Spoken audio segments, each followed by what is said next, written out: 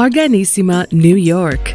Your exotic skin, hair, and beauty source, and your one-stop shop for all your natural and organic skin and hair care, featuring authentic organic Moroccan oil and prickly pear seed oil and much more.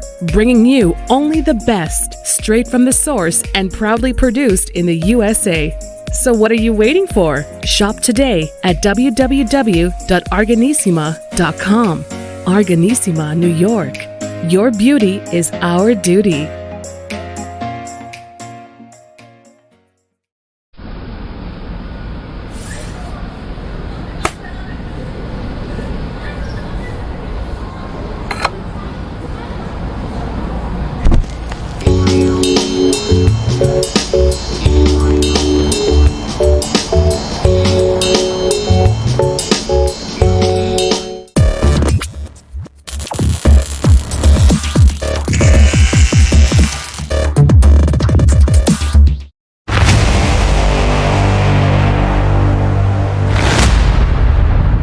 Folks, welcome back to the iHealth channel, iHealth Radio, with your host, Hurricane H. New day, new show, new topic, new guest. And today's topic is going to affect everyone. If you're watching and listening, it is for you. It's going to help you. And you probably have experienced something that we're going to be discussing today with our guest. And, we all know the power of the mind, and it's all in the mind. And today we're going to talk about mindfulness and transformational thinking. With me today, author, keynote speaker, international keynote speaker, coach, also the founder and president of the Institute of Transformational Thinking, Ora Nadrich. Ora, welcome to the show. Hi, Hurricane. Thank you so much for having me. It is my pleasure and honor. And I am so excited about this topic because this affects everybody. I'm a person that loves positivity and loves to work with the mind, and it's all about the mind. I mean, whatever you tell your mind, it happens, it manifests somehow. And the power of the mind is just we don't understand it well enough. And it is funny because a couple of shows I've had so far, that they've talked about this topic, and so this is really in line with a lot of the things that we've been talking about on the radio here on the station. And so one thing that we start with usually is your story, how you got into this. I mean, you have a bunch of books, you help people, you do a lot of stuff, but somehow, somewhere you started your path and it got you to this. We can talk about that first, and then let's dive into the mindfulness and the power of the mind. Great. Yes. So, I've been writing for a very long time. I really started writing when I was even a little girl. I used to write poetry and short stories, and, it was something that was very natural for me. But I went in a whole different direction. I actually was an actress for 10 years. And while I was an actress, I sold a screenplay. It was an original screenplay. And I was just amazed that it was bought by a major studio and it was going to be turned into a movie. And so writing was always a part of my life. And it wasn't really until I had a very horrible experience with a family member of mine that had a mental breakdown. And it really just turned my world upside down. This was an older sister of mine who was the most exquisite human being. I mean, beautiful inside and out, just a radiant soul, And she had a mental breakdown and was never the same again after that. And it was devastating. And it was devastating for me, the whole family. I was the youngest of four, and I took it hard. It was really very hard for me to accept that my beautiful, amazing, special sister was never going to be the same person again. So I really got affected by that profoundly. And what happened is that I started to experience deep anxiety from what had happened to her. And it took me on a very deep psychospiritual journey because I was suffering and I didn't know why. And I started to go into many different modalities of therapies, and it took me everywhere from cognitive behavioral therapy to just everything from meditation, everything I could find. And it was an incredible journey of awakening for me. I suddenly found myself on a journey of finding out so much about the workings of the mind. It really wasn't until I went into Jungian analysis, which was founded by Carl Jung, the Swiss psychologist, that I was able to really come to terms with my anxiety. It impeded my career, actually. I had suffered from such deep anxiety, not knowing why, that's what took me on this journey. And what I realized when I went into that deep dive of psychoanalysis, that I was living in fear. And I didn't know what was behind the fear. It was just this very low-grade feeling of anxiousness without knowing why. And what I was able to discover in my journey of this self-inquiry was that I was afraid that I was going to have a breakdown like my sister. And the reason for that is it wasn't based in anything real. It was based solely on fear. And the fear came from, well, how could she have been perfectly normal one day and then she was never the same again? Well, if that can happen to her, that can happen to me. What I didn't realize is that when we go into fight or flight, we oftentimes can feel very threatened in our survival. So I told myself something that was completely based in fear. And when I was able to come face to face with the very thing that was causing me this much terror, I realized that wasn't even true. So it would help me really overcome this fear that had gripped my life, help me transform that fear into something very positive and something that I could work with so that I could continue on my life journey in a very positive way. And it was a huge breakthrough for me. Once that happened, I knew that I was committed to the wellness field and that I wanted to help others suffer less. I didn't want other people to go through what I'd gone through, which took such a long time for me to come to realize that what had happened to my sister was her destiny. It wasn't my destiny. And what I have come here to fulfill is solely meant for me. And what she was having to go through in her lifetime was meant for her. So I wrote my first book, Says Who, How One Simple Question Can Change the Way You Think Forever, which was a cognitive method that I created for transforming negative and fear-based thoughts. And it was a really huge breakthrough book for me, having written it, and it really was received quite well. So I knew that was it. I was on the path of wellness. Wow, what an amazing story. I mean, there's some sadness in there, in terms of the experience itself, but just the outcome of all of it and where you are today. And, first of all, I'm very, it's a pleasure to know that the fact that you were an actress in the past and you had also written your own scenario and script rather, and gave it to a major studio. And I'm assuming they did work with it. I hope that they did. And that's actually a big deal. I mean, it's not easy to put these things together. I mean, it's a lot more intense work, and you have to think almost of every scenario and whatever the story has to be very compelling. And that's big work. And then you had, this personal tragedy, I would call it, for what it's worth. I mean, it is a tragedy. I mean, someone that you're close to going through that, it's not easy to actually deal with. And you're human, we're all human, we all go through things and we deal with them differently.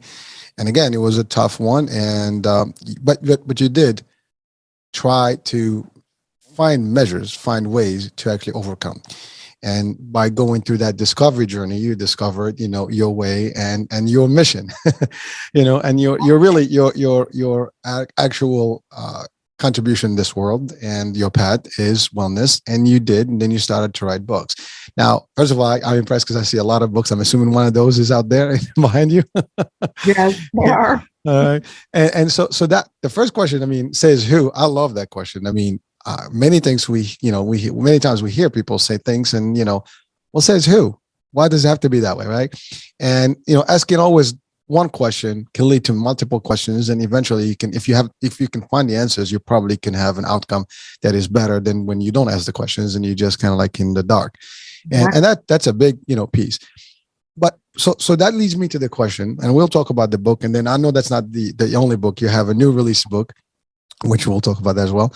But the idea is, you're into this journey, you discovered all this wellness, and you decided you want to help the people, the world, and share your experience and hopefully help them not fall into it and identify their own way and destiny. And you're doing that. You've been doing it for a minute now.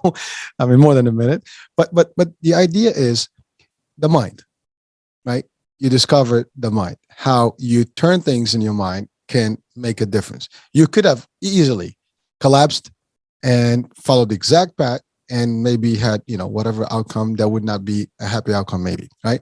However, you decided to discover a different way and switch that mindset. You created the Institute of Transformational Thinking. And that's the thing. It's all about how we think. If we think positive, we act positive. If we think negative, we act negative. And everything else that follows, it's either one or the other. If we say, like I always give these nice little memes and motivational quotes and stuff. And you know what? Believe in yourself, believe in things, say I can do. The more you say these things, it becomes affirmation, it becomes real, and you manifest, and then you see the fruits. And if you do the opposite, or you hear negativity all the time, you're going to get exactly in the negative. This topic itself, I just love it. I mean, I live by it. I choose positivity every day. As much as, believe me, we're all surrounded by things that can really impact us negatively, but it's how you choose to act with it and how you choose to behave around it, and what you do to make that happen is the difference. So take us through that journey. Like, you obviously devised a system that helped you, and now that you're helping people with. How does that work? Well, it really goes back to the first book, Says Who, How One Simple Question Can Change the Way You Think Forever. Because what I realized, it's really everything that you said. The mind is extremely powerful. We think between 40 and 70,000 thoughts a day, which is really hard, no pun intended, to wrap our mind around how much mental activity is going on in this mind of ours. So a lot of the thoughts that get our attention are oftentimes the more negative and fear-based thoughts. Those are the ones that really get our attention and we focus on. And sometimes we focus on them to the point where we can obsess on them and they can start to take over our life. So when I went into really understanding the way the mind works and to really take a deep dive into the type of thinking patterns that we have, I realized that it really starts with our thoughts. Everything really stems from that. And what I also realize is that so many people don't even think to question their thoughts. They just accept them. It's like somebody's telling them how to think. And it couldn't be farther from the truth. With Says Who, I created 7 questions. They're very cognitive, meaning you can really connect the logic of your thoughts to the reasons why you're having them. So by questioning the thoughts that you have, you're actually challenging them. You're making your thoughts work for you. You're not supposed to work for your thoughts. Your thoughts, it's the other way around. They're supposed to serve your well-being. So I realized, Hurricane, that with these skill sets and with these disciplines and with these different modalities, we can actually train our mind. We can shape our mind. We can discipline our mind. We can really do so much with our mind so that it can really help serve us in a positive way on the life journey. We just have to learn these techniques and these skill sets to be able to work with them. I'm very intrigued and very fascinated by the way the mind works, and I think that when we have this type of information, we have a choice every minute of the day to decide whether we want to hold on to a thought and believe that it is real and true, or we can challenge it and we can realize that it's not working in our best favor, and we have the ability and the power to change our thoughts. That's extraordinary.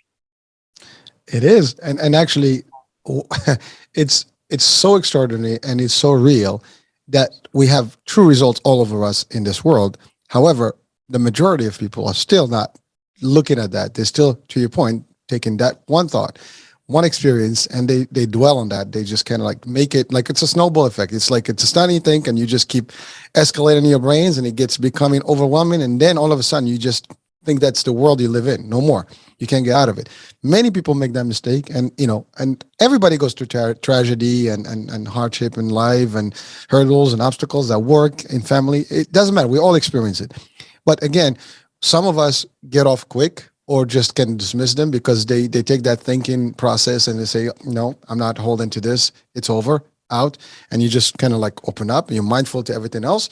And some people, they just kind of like got stuck into that concept, and then it's hard for them to come out.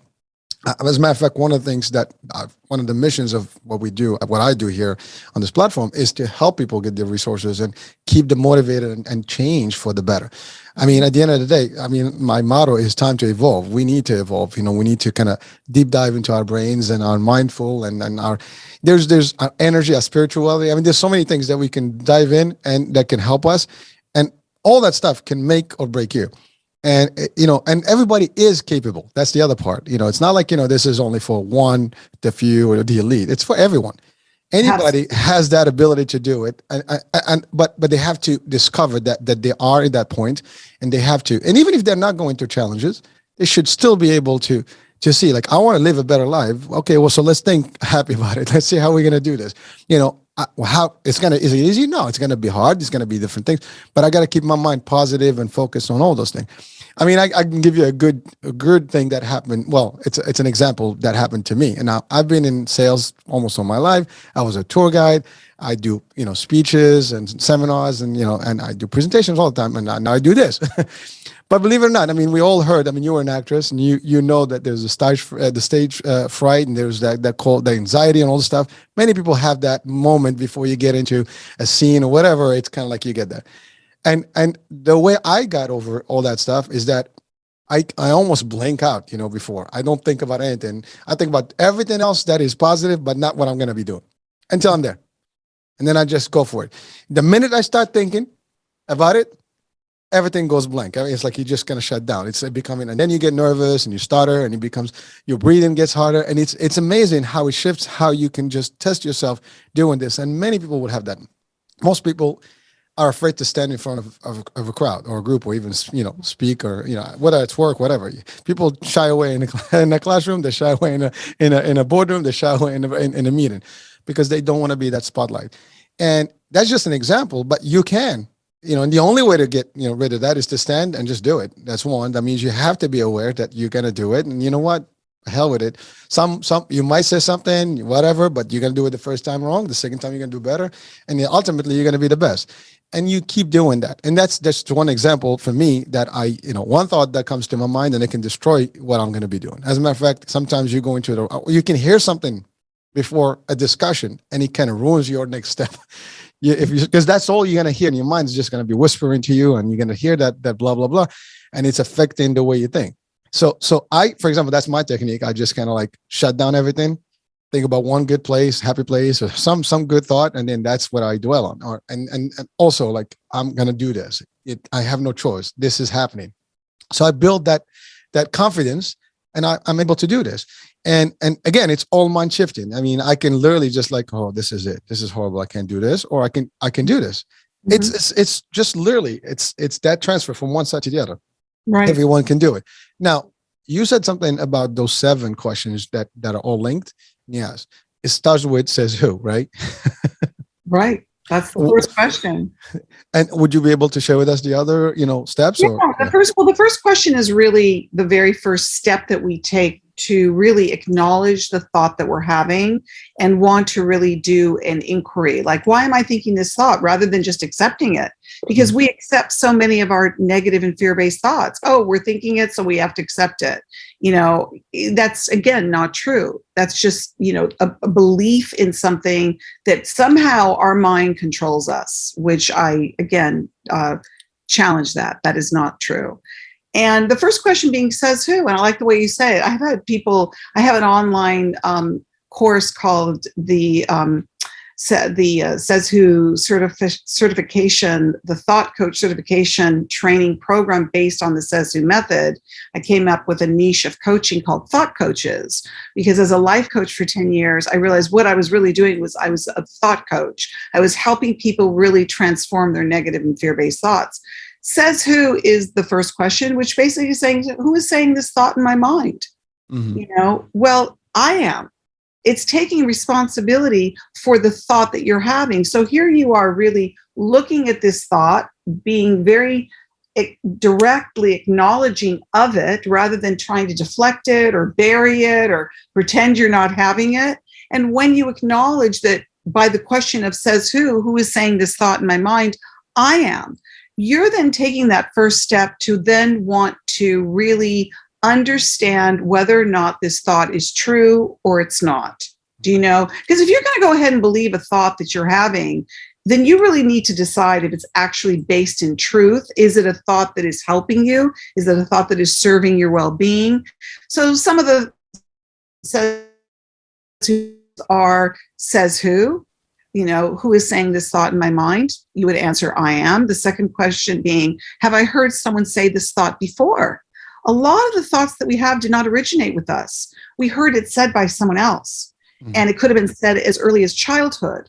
Somebody, an authority figure, a parent, a teacher, a bully on the schoolyard, somebody said something to us and we went, oh, okay, you know, you're not smart enough. You're not this enough. You're not that enough. You're never going to be this. You're never going to be that.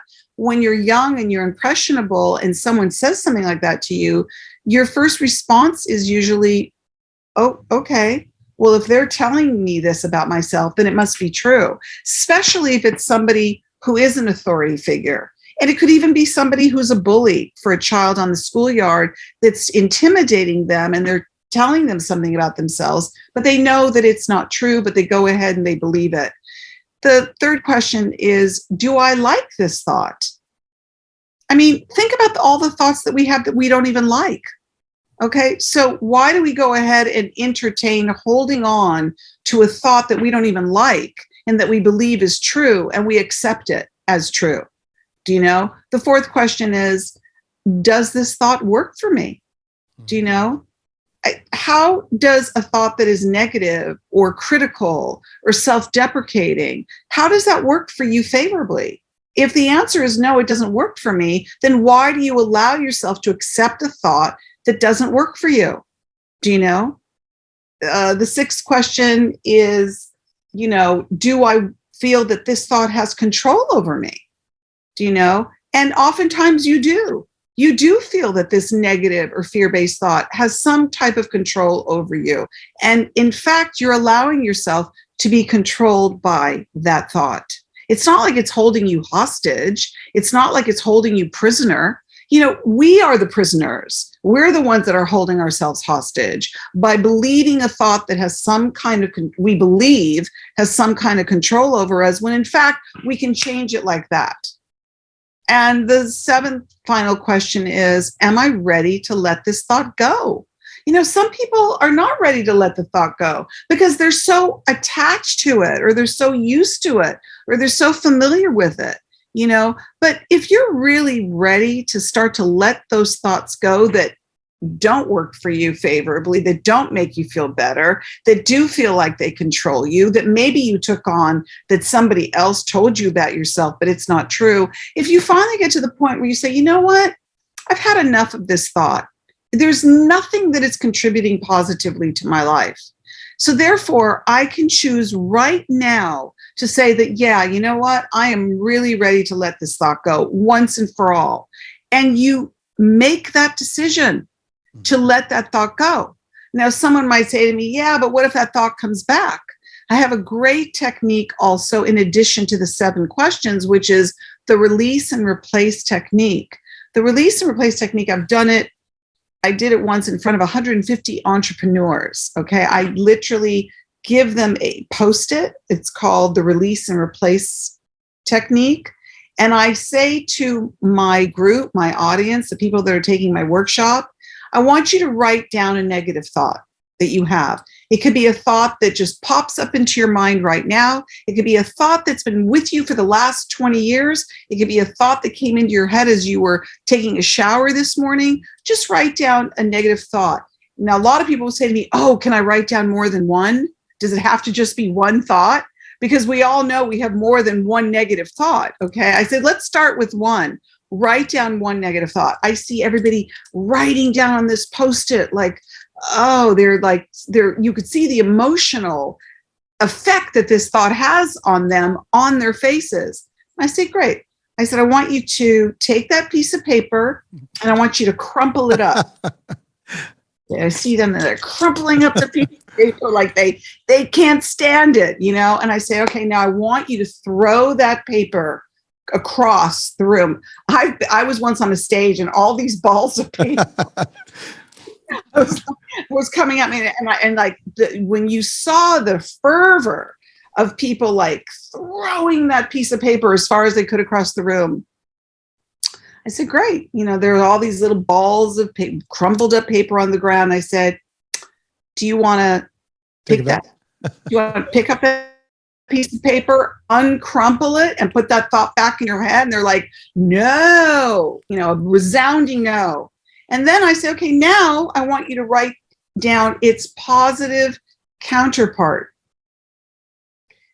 And you could see their faces like just changing in front of me, like from like this, so glad to get rid of that thought, to like a sigh of relief, like, oh, okay, now I can write down something nice, something forgiving, something loving, something inspiring, and they write that down. And I say, okay, do you want to crumple that up?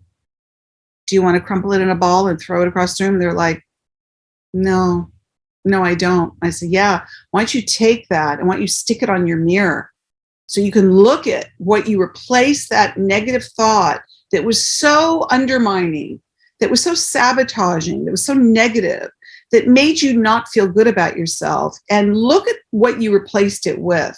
And let that be a reminder of how easy it is for us to replace our thoughts.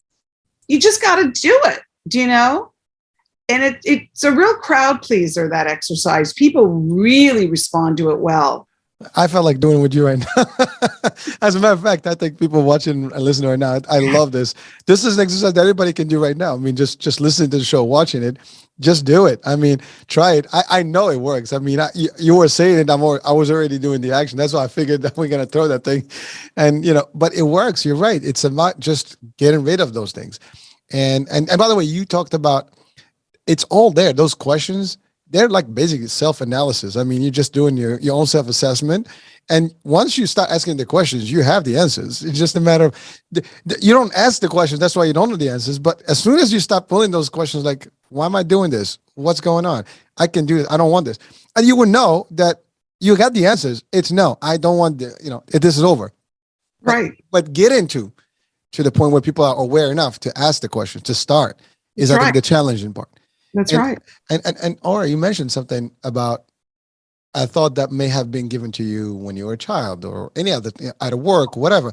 That subconsciousness is always available, and subconsciousness is powerful. I mean, hypnosis is mostly worked into that level. And when you throw in something in subconscious, it stays there. It's there. And it manifests whenever there is a trigger. And as soon as that trigger is there, it comes back and it affects you unless you know how to get out of that. I mean, like, you don't need to snap out of it. Yes. But most of us basically are, I refer to the word zombies because we get those things and we operate under the same condition. Good word. It's a pretty good word, especially these days. Yeah. I mean, we are an automatic. We're walking around just doing and going and being, and we're not even having a sense. That's what mindfulness is all about. Mindfulness is being in the present moment with total awareness. What am I thinking? What am I feeling? What's going on? What am I seeing? What am I registering? What am I picking up? We got to really connect to ourselves and our environment and the world. We got to really be awake to know what's going on. And that's the beauty of mindfulness. Mindfulness is the practice of being present with awareness, not like doing 20 things at once or being distracted or not really seeing. There's a great quote by philosopher Thoreau. It's not what you look at that matters. It's what you see.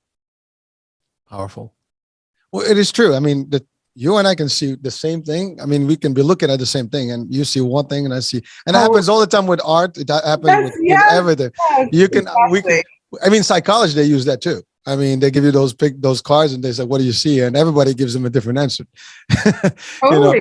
Yeah. It's amazing. Yeah, it is. I mean, even in my new book, Mindfulness and Mysticism, when I talk about a mystical experience, I use something like a sunset or a sunrise, which can be incredibly exquisite and magical and even mystical. You may look at a sunset and see it one way. I look at a sunset and see it another way, and a sunrise. For somebody, they can be like, oh, yeah, that's great. We have sunrises and sunsets every day. What's the big deal? You and I can look at it and go, whoa, wow, and it can ignite all sorts of things, in our imagination and in our psyches, powerful stuff.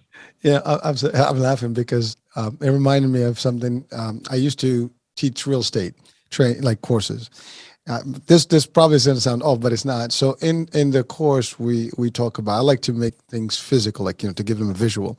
And some of the agents, they do this mistake. They walk into somebody like to show a house, right? And they all walk by all the amenities in that property, and they just kind of like go like just brush through it. So I used to teach them, like, if you want these people to really get attached to this space, you gotta, point out, what the kitchen is and how, they can manifest in that kitchen, what they can be doing in that kitchen, what they're gonna be doing in that fireplace, what they're gonna be doing in that room, whatever it is. Imagine things, you create the imagination. So you start visualizing you in that home.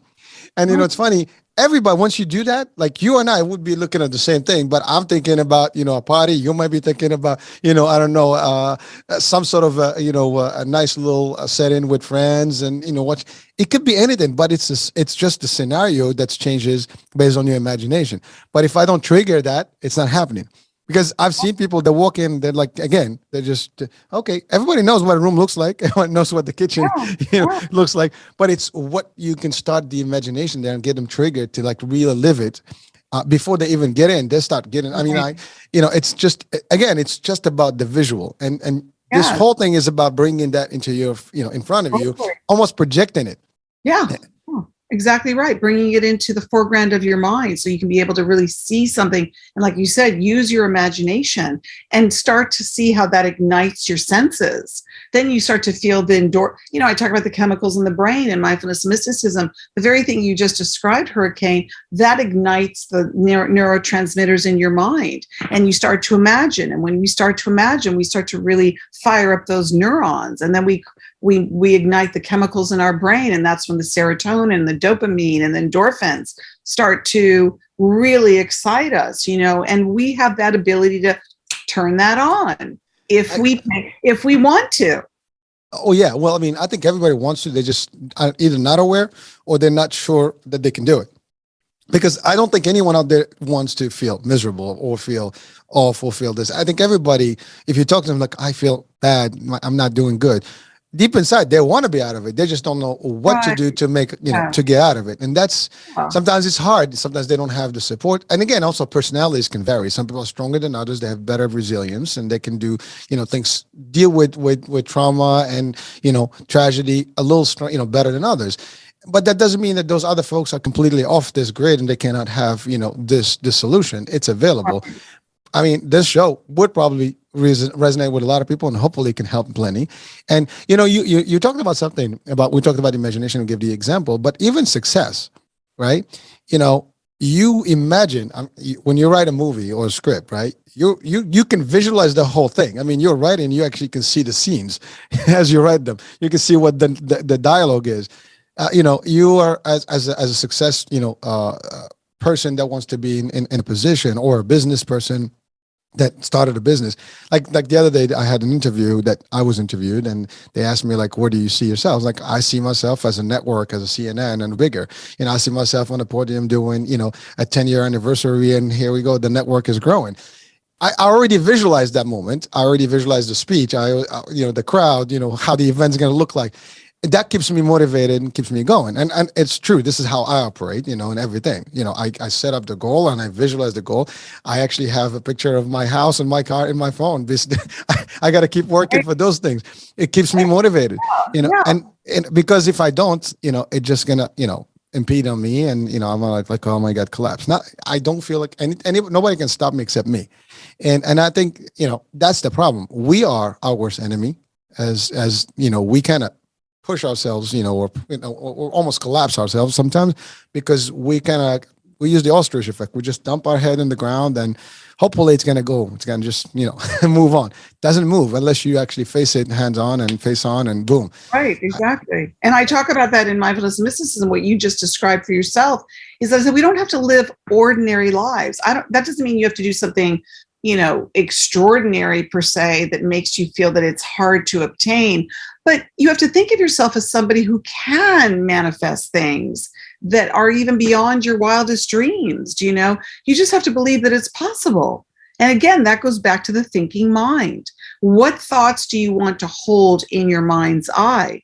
I say you can curate. I use the word curate. Like, what type of thoughts do you want to curate? As if you were showing a beautiful exhibit in a museum. When we go to look into a museum and see a fine artist, it's curated. The finest work of that artist is shown in the museum.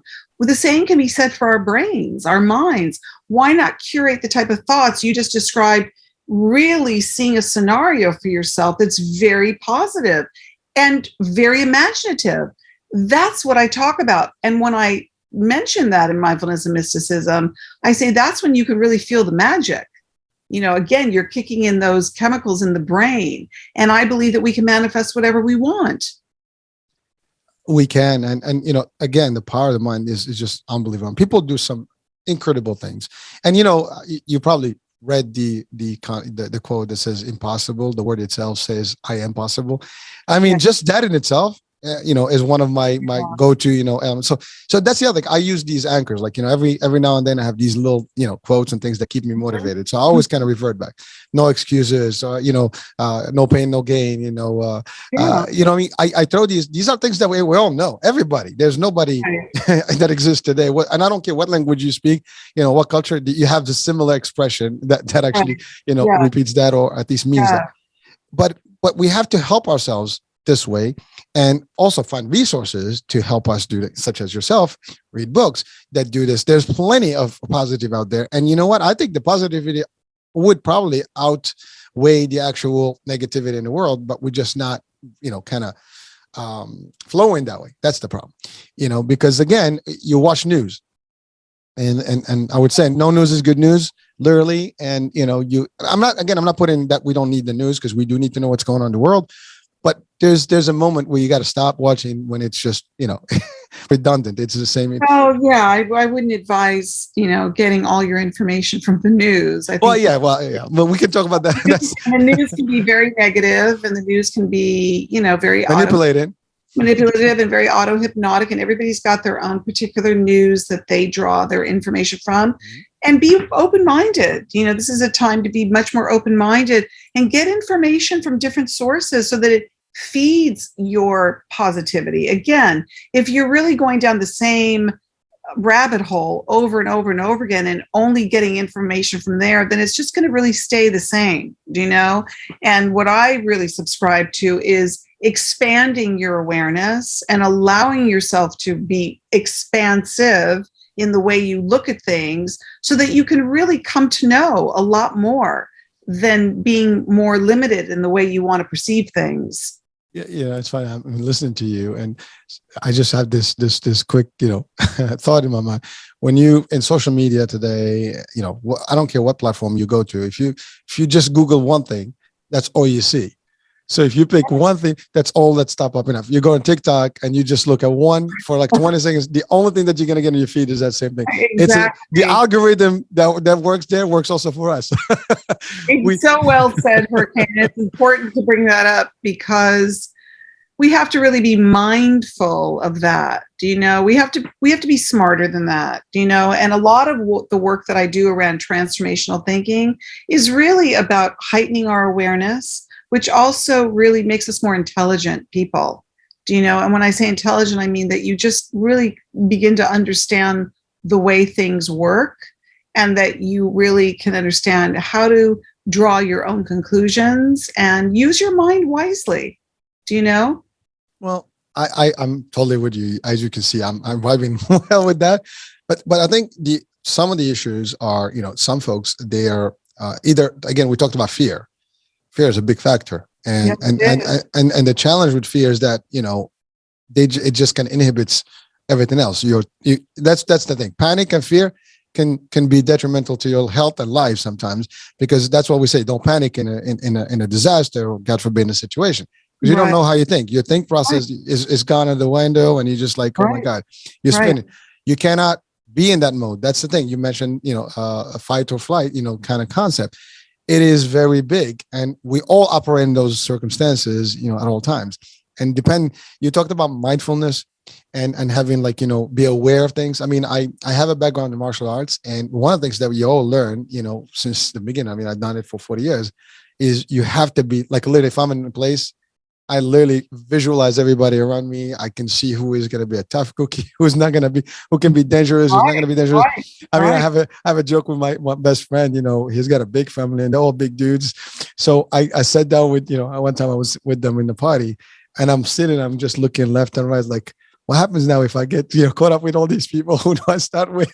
And as I'm visualizing, so I told him, we started cracking up. It's like, you're aware. I mean, I'm in a situation. How do I handle myself in this situation? Now, this was a joke, but in reality, you go to a place, it's funny. In movies, they say, find your exit, right? They prepare you that if in case of fire or something, a hazard, you need to know how to. So, but most of us, they would go, they wouldn't even know where's the nearest exit, where's the nearest this, because we're not paying attention. And that's a different mindset. You just have to be aware. You see. That's why heightening our awareness is so powerful, and that's why mindfulness work is very powerful, because it heightens your awareness, which heightens your consciousness, and you really are like this, warrior, and you can really function. If you have martial arts background, you understand the discipline of the mind. When you have that disciplined mind and you can function with equanimity and non-reactivity, because the beauty of mindfulness is that you really are functioning like this warrior or samurai, and that you can really navigate the moments of your life. Like, I almost think of it like Tai Chi. You're really you're kind of moving into the movement rather than fighting it or resisting it. And there's a lot of ways to make our minds more agile, so that we really can move through situations, even the most difficult of situations, with a very precise and clear thinking mind. This is why this work is so important, so that you can really clear your mind and use it as a very powerful instrument for good, for things that are positive. Oh, I know. And, it's funny because people are aware, and in the same way that aware that they're in a negative, they just have to be aware that they can be in a positive. They by choice, they actually sometimes get stuck. It's not that they don't want to, they almost make that decision. I'm stuck in this, because to your point, all they have to do is kind of take that and throw it away. But somehow they're not taking it out, because it kind of maybe serves a purpose sometimes, because like by doing that, by collapsing, I'm maybe kind of deferring facing the reality of things. Mm-hmm. And that's a big problem, because again, facing your reality is always, a tough choice. Yeah. But you have to be willing to look at that, really the power of self-reflection. I really do think of it as somebody who's willing to do the inner work and not be afraid to do the inner work, and have self-awareness. You really are a warrior. You really are someone who's not afraid to look at things. You're not afraid to know yourself. And that means all aspects of yourself. We have many contradictions to who we are. And, not to know yourself, or not to take a deep dive in the inner journey, I think is a lot of people that are afraid to do that. They don't really want to fully know themselves. But I think it's great to really know yourself, because you can come to know yourself better than anybody else can. And it will serve you well on the life journey, because when you know who you are, you'll be able to handle any situation that you're in masterfully. Well, you said it, it's amazing how it's like, what do you go? You said Tai Chi, right? And you're right. I mean, in the world of martial arts, we use elements, water, wind, and every one of those calls for a different tactic or technique, right? So water, wind, you go with the flow, you get, you have to be softer, you're going to be rock and earth, which is stronger. There's different techniques, same thing in real life. I mean, sometimes you have to choose to be diplomatic. Sometimes you can be blunt. Sometimes you have to choose your battle carefully, as they say. You don't just pick the right battle. But understanding those dynamics makes you agile, makes you able to do things. But again, we need to make people aware that they can. And you said it perfectly. You have the control to turn your body, to your person, to a different. And there's nobody better that knows you than you. And you can really put that. And it's inside. It's not like And the other part. I mean, some people may have difficulty, but there's resources. Again, surround yourself with the right crowd. That's the first thing you can start. I mean, if you surround yourself with everybody that's going to give you just a doom, world is ending kind of concept, well, that's all you're going to be thinking about. It's the end of the world. Right. If you surround yourself with like the world is beautiful, we're going to Mars, you might think that you're going to Mars, Right. Exactly. right? So Yeah. and that happens all the time. You talked about the news, and depends what channel you watch, you're going to be swayed one way or the other. Right. And not to just be stuck in that loop of negativity, or fear mongering. You want to be very mindful of the information that you're taking in. Remember, it's penetrating you. You're the one that can decide what you want to receive. That's, again, it brings up the power of who we are. Rather than to relinquish our power and allow for other things to sort of take control over us, even something like what I said about our own thinking mind. There's so many people that just feel that they can't even control their own thoughts. Let's start with that. The fact that you really can choose and pick and decide which thoughts work for you favorably and which thoughts don't. It's a pretty amazing ability that we have, that we can make those decisions for ourselves, that we can have agency over ourselves to say, no, that thought does not work for me. You know what? That thought works better for me. I'm going to bring that into my mind, and I'm going to really develop my thoughts from that and see what grows from that, which, again, going back to what you were saying about what you envision for yourself, we build on that, and we grow on the imagination, and we grow on the creative impulses that we have. That, I say a vision starts with a single thought.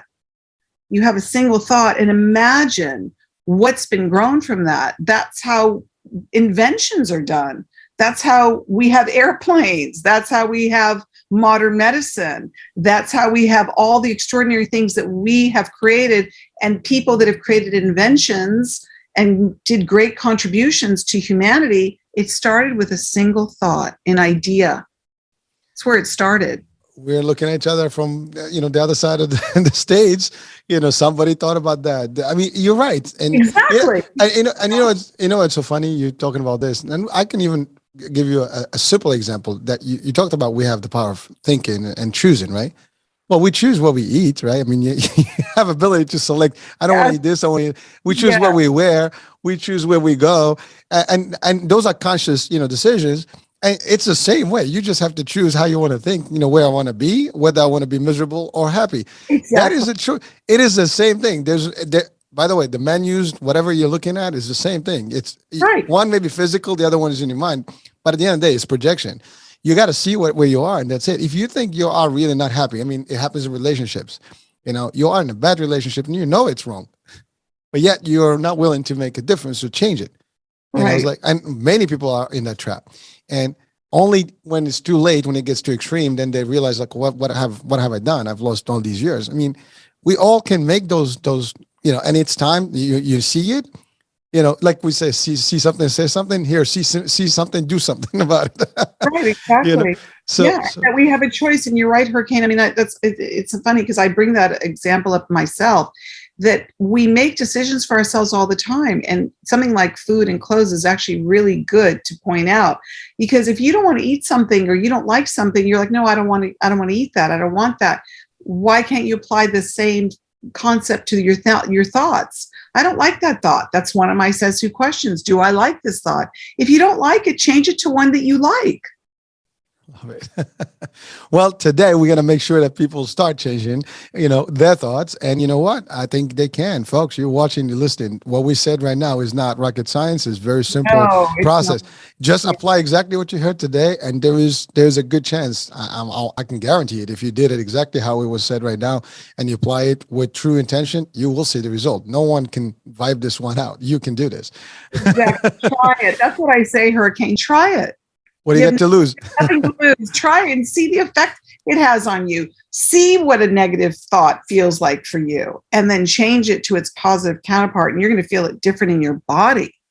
Well, I can tell you right now, you and I having this discussion, I'm all excited just by talking about it. I mean, literally, I'm just, this is just who I am, but really this stuff gets me going because I feel that vibe. I feel the energy. I feel the positivity, and I know it can be done. That's the thing with me. Like, you're listening, you're watching, you can do this. You can change. And if maybe not maybe you're good, but help someone else change by giving them the vibe, give them the energy level.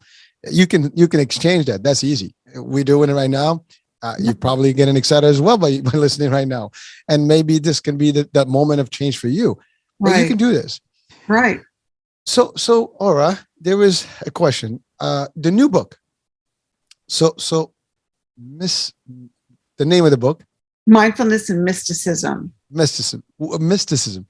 Would you kindly just define to our audiences what that means in I guess in lame terms or in easy terms to understand it, differently in terms Yeah. of practice?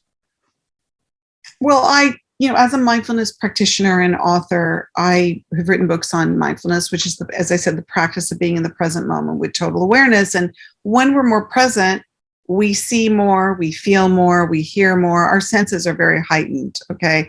And when we're more present, because we can experience more, we can have different states of awareness and even different states of consciousness, meaning it can take us to some pretty high places, And that was interesting for me, why I wanted to couple mindfulness with mysticism. Mysticism is something that a lot of people are not familiar with. They're like, what's that? That sounds so esoteric or metaphysical. What does that even mean? No, I wanted to demystify mysticism. I wanted to bring it into the 21st century and say, mysticism is an experience. Evelyn Underhill, the mystic that I cite in the book, she says it's being in union with reality. Well, what's reality for you? What's reality for me? I interpret that as being at one with all that exists. And when we really don't feel separateness or separation, and we feel more at one with the universe, if you will, we start to experience the universe in very special ways, and it can feel very magical, even mystical. And I've asked that question to many people. I said, have you ever had a time in your life, an experience in your life that felt very special, like maybe you couldn't even put into words? It was a very, a type of feeling that felt just more than ordinary. It maybe felt, again, it could feel, I say words like divine and holy and sacred. And a lot of the times, Hurricane, people use those words in more religious contexts. Mm-hmm. People can have a divine experience when they connect to something like religion. I didn't want to write a book on religion, although people can experience however they want to experience it. But I wanted to take that feeling that people have when they feel this exalted feeling and say we can all feel that way. Well, you're right. And it's funny because we are part of the universe.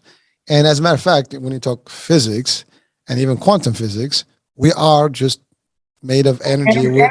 Yeah. We are made of energy, the same, elements of, the stars and everything out there. Our physicist, cosmologist, Carl Sagan said we are made of star stuff. We are, stardust. Stardust, yes. We are quarks and ions and, you name it, we're there. So, exactly. But again, we look at the word in the physical aspect. Sometimes we kind of not connect with the mystical or the actual piece of where we really, because in ancient Greek mythology, you have that, the concept of the ghost in the machine. Somebody's running this. This is the avatar.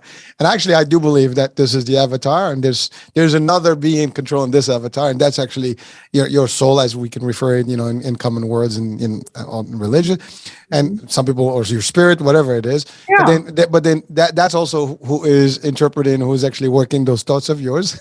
So those synapses that are firing up in the brain, I mean, they're being controlled. So there's a lot of stuff, but sometimes things happen. To your point, we get to that level, where like, whoa, I am at certain, like I'm just over all this. I'm like beyond this. But you can get to those levels, as even it just being so positive. Sometimes that is in itself a manifestation, because right, you are tapping into those resources that most people are not yet. But anyone can. Anybody can, and we, if you think about it, we live most of our waking time very survival oriented. We're it's more of on an animalistic level. We're thinking about how we're going to survive, how we're going to pay the rent, how we're going to work our job, how we're going to make ends meet. So it's more on that level that we function from. when we have the spirit, and as French philosopher Pierre Teilhard de Chardin said, we are spiritual beings having a human experience. So what we don't pay much attention to is the spirit, and that always seems like that's of the spiritual. And unless someone's really inclined to follow the needs of their spirit, which I think is really what breathes life into our body, we live life mostly on that level of day in, day out survival. And it's unfortunate because if you're so survival oriented all the time, and even for people that don't have to be, some people really have to work hard to put food on the table. And there are some people that have plenty to go around and they still want more. They want more success and more success and more success. You're not really feeding the spirit. How are you really feeding your spirit? And how are you really connecting to what I've called the mystical experience, where you are connecting to something that feels more holy, divine, or sacred, and that really holds meaning for you in your life? I think that that's something to pay attention to, because we can get very caught up in just materialism all the time at the expense of not feeding the spirit. Well, it's funny you said that, because I think one of the biggest problems that we have as humanity today is that we are caught up in the material world. And because of that, it creates a need for us to be stuck in situations like, work or something you don't like to do, but you do it anyways, and it makes you sad and then depressed, and then you can hurt yourself and hurt your family. And, I have a very simple rule. I don't guarantee tomorrow. The past is past. Today is a good day, and I'm going to live this to the fullest and happy. And you know what? Nothing's going to stress me out. I have no control over tomorrow. Like I walk in, Right. to the work, oh, this happened to me a few years back. I come from vacation. I show up and I get a call. We shutting down the company. Bye. Everybody's gone. Didn't faze me. I started a company the next day. So the thing is, and again, I'm giving an example, but you don't have to start a company. That's just an example. I had no choice. I did it that way, and depends on what you have. Sometimes people say, "Well, I don't have the money." There's ways to do businesses without having too much money. But the fact is, you just have to live, the moment in a way. Without, you don't disconnect from everything. But the idea is that, what is the worst that can happen to me today, or what is the worst that can ever happen to me? The worst that can happen is if I lose my health, I lose my life. Right. Money can be made. People drop zero money and they come back. Most of the success stories will probably tell you that they've had some bad days. Okay? Right. That's not the issue. But again, when we connect it to the world, to the material, and everything is all about what's going on around us, and then we're caught into it and we can't get out of it. But if you can just dispose of that, and just use that as just a means, and it's part of life, whatever, you use it, and just lose it if you have to. But and then you can switch things. I mean, we do this again. Clothing. You don't like your stuff, you change it, you get something else. Right. You can turn your life any given day. Right. And it's never too late. Every day is a new opportunity. You wake up, hey, fresh day, let's do this. I know. But you're talking about, again, that's the igniting of the spirit, and nobody can take that away from us. That's our soul. That's what breathes life again into our bodies, and when you're somebody who doesn't over-identify with, you lose your business. Like you said, you get this news and then you think that's who you are. Well, if I'm my business, if I'm my job, if I'm my identity, if I'm my persona, and it stops and it's taken away from me, then who am I? And a lot of people do collapse and they do implode because they think that's their self-worth. I know that is important. I get that, especially if you've worked hard to achieve what you have. But you have to be malleable, and you have to be somebody who's saying, well, this isn't going to, that saying is not going to kill your spirit. Your spirit rises again and then attempts to do something else. That nobody can bring that down. Nobody can stop you from doing that. Do you know that you have this invincibility to you that can keep going on? Do you know? And that's why I really talk about these energies, that we really connect, we align ourselves with these energies that really guide us on the life journey. Or I can tell you, this was a journey today. We, you got us to the better selves, and I think just by being here, by listening to this, it's just that almost a super recharge. At least for me, I know I got super recharged again, so that keeps me. Tomorrow is going to be even a more better day. But I think everybody that can watch or listen to this, you see the vibe. This is exactly how it is. You got this. You can turn this around any given day. The only thing that can stop you is you, and you know what? You can. So therefore, don't worry about it. Just do it. Make it happen. Exactly. And so before, I know we've passed the hour mark here, and just one question. I know you have some tips in the new book. Can you just maybe give us a couple of them, just to kind of point us as we end in the show? Yeah. A really great way to start a mindfulness practice is really to just tell yourself that you want to be more present in your life, to show up for the moments of your life, being really present, like be there, like really be here, I should say, 100%. And if your mind starts to wander, which it will, it might go to the past and maybe wish something had been different, or it might anticipate the future with anxiety and concern and worry. Know that the past has come and gone and the future isn't here yet. But the moment that is most real is the moment that we are alive in right now. So what can you do with this moment right now? How can you make this moment the best moment of your life? And that's it. I'm not going to add anything. Those are powerful words, and we're going to keep it at that. All right. I will have the link to the book and your site to the description of the show, so people can actually link to you and potentially, get the book. And certainly, people can certainly reach out to you, right, and get services and register. Yes, they can go to oranadrich.com, which is my website. And I might add, since you're on the East Coast, I'm doing a workshop in upstate New York at the Omega Center in October, from October 23rd to the 28th, on creativity and mysticism. And I'm going to be doing it with a colleague of mine, Dr. Ron Alexander, who has a book that just came out on core creativity. So for those of you on the East Coast, come on down. Well, listen, East Coast, West Coast, North, West, South. Wherever you are on the planet. They'll travel in. This is powerful stuff. And, Exactly. Listen, I know people sometimes look for these opportunities to enhance their lives.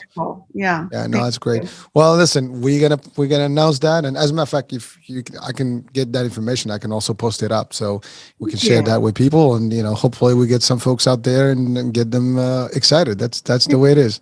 Thank you, Hurricane, for having me. It's been a pleasure. Thank you, folks. I hope you enjoyed this today's show, and it's a lot of positivity here. So it's plenty to work with. So that being said, we'll be talking soon. New day, new show, new guest, new topic. Bye for now.